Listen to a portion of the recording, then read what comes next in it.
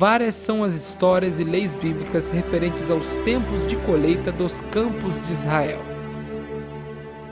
As 7 espécies de frutos da colheita são descritas em Deuteronômio 8, versículo 8. São elas: trigo, cevada, figo, romã, uva, azeitona e mel de tâmara.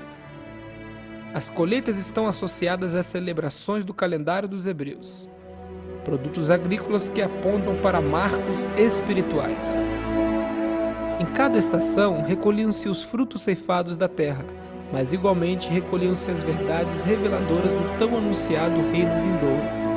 Cada estação de colheita gerava um cíclico mover de ofertas voluntárias de gratidão, que por sua vez transformavam-se em importantes atos proféticos, assegurando assim as colheitas e chuvas para o ano seguinte.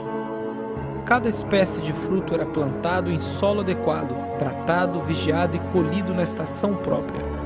Ainda que diferentes em gênero, todos dependiam do elemento chuva, a serôdia e a temporã.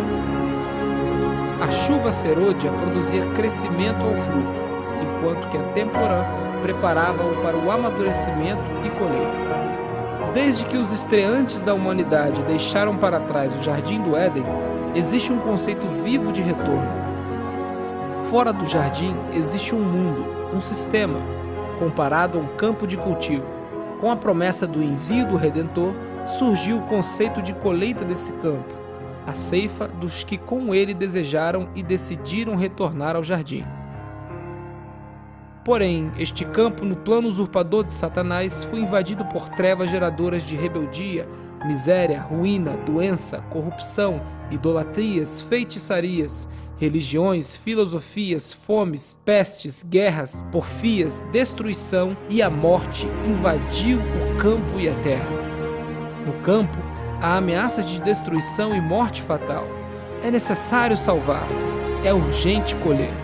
O Criador não quer que ninguém pereça, mas que todos venham ao conhecimento da verdade.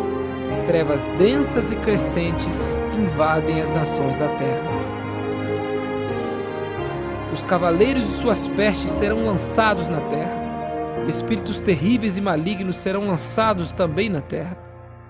A morte, pelo pecado, reinará na terra. As nações escravizadas pela morte anunciam o fim certo da humanidade, rumo a uma eternidade sem vida divina.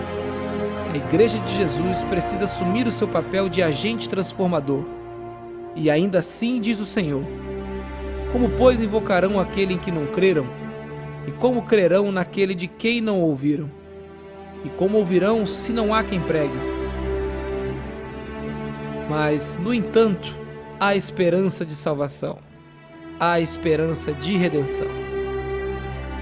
Cristo é a nossa esperança, pois todo aquele que invocar o nome do Senhor será salvo. Dos céus vem um clamor urgente de retorno, a voz da profecia. É tempo de colheita. É tempo da última colheita.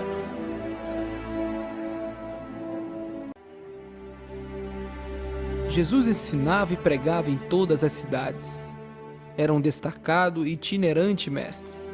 Sempre que queria atingir o âmago da questão, ele falava e ensinava por parábolas, histórias da vida real, para que as pessoas entendessem o reino de Deus que anunciava, principalmente aos que demonstravam interesse, deixando a decisão para os que tinham ouvidos para ouvir.